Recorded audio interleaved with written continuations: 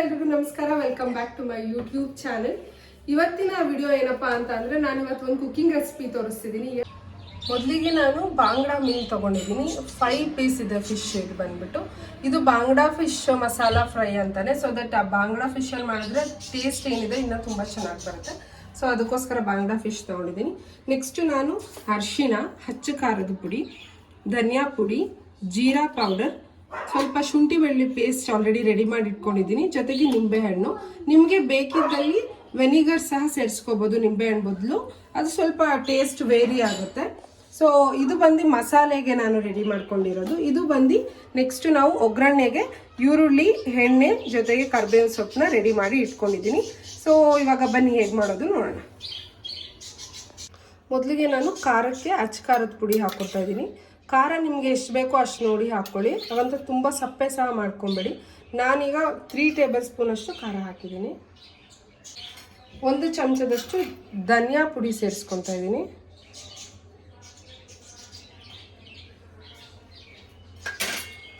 ಸ್ವಲ್ಪ ಅರಿಶಿನ, ಚಿಟಿಕೆ ಅಷ್ಟೇ. ಪೆಪ್ಪರ್ ಪೌಡರ್ ಸೇರಿಸ್ಕೊತಿದ್ದೀನಿ. ಇದೂ ಅಷ್ಟೇ ಖಾರ ಇರುತ್ತೆ ನಿಮಗೆ. ಸೊ ದಟ್ ನೋಡಿ ಹಾಕ್ಕೊಬೇಕು. ನಾನು ಒಂದು 3/4ರಿಂದ 1 ಸ್ಪೂನ್ ಅಷ್ಟು ತೊಗೊತಿದ್ದೀನಿ.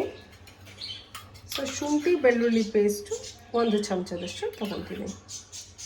ನಾನು ಇಂಗ್ರೀಡಿಯೆಂಟ್ಸಲ್ಲಿ ಉಪ್ಪು ಮಿಸ್ ಮಾಡಿದ್ದೆ, ಈಗ ಹೇಳ್ತಾ ಇದ್ದೀನಿ. ರುಚಿಗೆ ಎಷ್ಟು ಬೇಕೋ ಅಷ್ಟು ನೋಡಿಕೊಂಡು ಉಪ್ಪು ಹಾಕ್ಕೋಬೇಕು ನೀವು. ಮೇಯ್ನ್ ಬಂದು ನಿಂಬೆಹಣ್ಣು. ನಾನು ಒಂದು ಕಂಪ್ಲೀಟ್ ಲೆಮನ್ನ ತಗೊಂಡು ಹಾಕೊತಿದ್ದೀನಿ. ನಿಮಗೆ ಬೇಕಾದರೆ ನೀವು ಹುಣಸೆ ಹುಳಿ ಅಥವಾ ವೆನಿಗರ್ ಸಹ ಸೇರಿಸ್ಕೋಬೋದು. ವಾಟರ್ ಮಿಕ್ಸ್ ಮಾಡ್ಕೊಬಾರ್ದು, ಯಾಕಂದರೆ ನಮಗೆ ಫಿಶ್ಗೆ ತುಂಬ ನೀರಾಗಿದ್ದರೆ ಅದನ್ನು ಮಸಾಲೆ ಆಗ್ತಲ್ಲ. ಯಾಕಂದರೆ ಲೆಮನ್ ಜ್ಯೂಸಲ್ಲೇ ನಮಗೆ ವಾಟರ್ ಕಂಟೆಂಟ್ ಇರೋದ್ರಿಂದ ಸೊ ನಾನು ಅದರಲ್ಲೇ ಕಲಿಸ್ಕೊಂಡಿದ್ದೀನಿ. ಇವಾಗ ಮಸಾಲೆ ರೆಡಿಯಾಗಿದೆ. ಸೊ ಈ ಬಾಲ ಏನಿದೆ ಇದನ್ನು ಇಟ್ಕೊಂಡು ನೀಟಾಗಿ ಹಚ್ಚಬೇಕು. ಎಲ್ಲ ಕಡೆ ಒಳಗಡೆ ಎಲ್ಲ.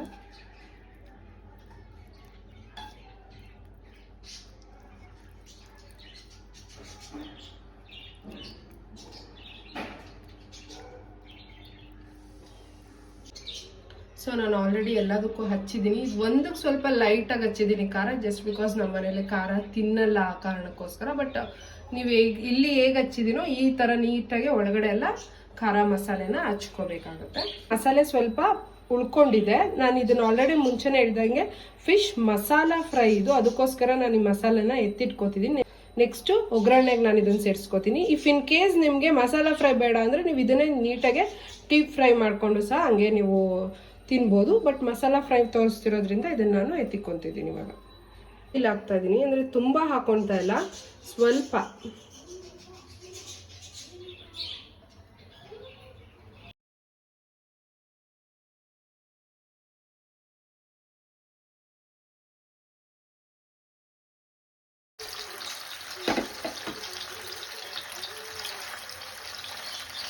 ತುಂಬ ಹೈ ಫ್ಲೇಮಲ್ಲೇ ಇದನ್ನು ನೀವು ಬೇಯಿಸ್ಕೊಬಾರ್ದು. ನಿಮ್ಗೆ ಗೊತ್ತು ಫಿಶ್ ತುಂಬ ಬೇಗನೆ ಬೆಂದ್ಬಿಡುತ್ತೆ.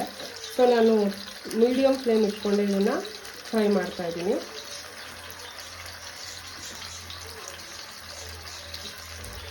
ಇದನ್ನು ಒಂದು 5 ಮಿನಿಟ್ಸ್ ನಾವು ನೀಟಾಗಿ 2 ಸೈಡು ಕುಕ್ ಮಾಡ್ಕೊಬೇಕು ಇವಾಗ. ಸೊ ಇವಾಗ ಇದು ಬೆಂದಿದೆ. ನಾನು ಒಂದು ಪ್ಲೇಟಿಗೆ ಶಿಫ್ಟ್ ಮಾಡ್ಕೊತೀನಿ. ಈಗ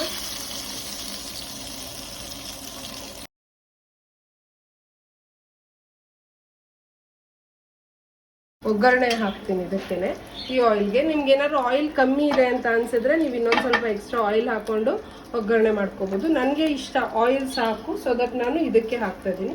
ಫಸ್ಟ್ ನಾನು ಈರುಳ್ಳಿ ಹಾಕೋತಾ ಇದ್ದೀನಿ. 1 ಕಪ್ಪಷ್ಟು ಈರುಳ್ಳಿ ಹಾಕೋತಿದ್ದೀನಿ.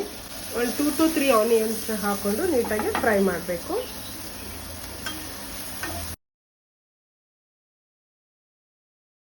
ಇವಾಗ ಒಂದು ಸ್ವಲ್ಪ ಕರಿಬೇವು ಹಾಕೊತಾ ಇದ್ದೀನಿ ಅದಕ್ಕೆ.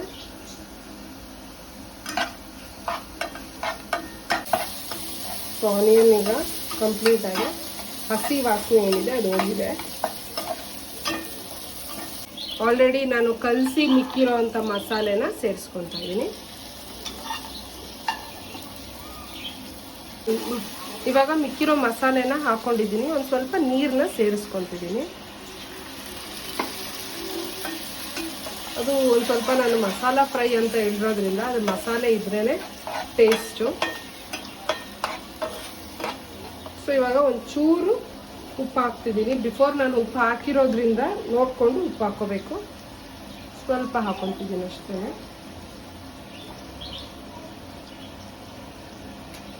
ಸೊ ನೆಕ್ಸ್ಟ್ ಇವಾಗ ನಾನು ಆಲ್ರೆಡಿ ಫ್ರೈ ಮಾಡಿ ಇಟ್ಕೊಂಡಿರೋಂಥ ಫಿಶ್ನ ಈ ಮಸಾಲೆಗೆ ಹಾಕ್ತಾ ಇದ್ದೀನಿ.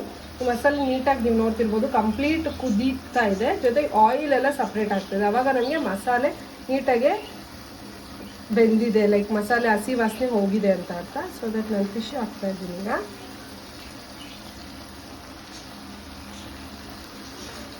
ಇವಾಗ ಕಂಪ್ಲೀಟ್ ಆಗಿದೆ. ಸೊ ದಟ್ ನಾನು ಸ್ಟವ್ ಆಫ್ ಮಾಡಿದ್ದೀನಿ. ಈಗ ಪ್ಲೇಟ್ಗೆ ಸರ್ವ್ ಮಾಡ್ಕೊತಿದ್ದೀನಿ.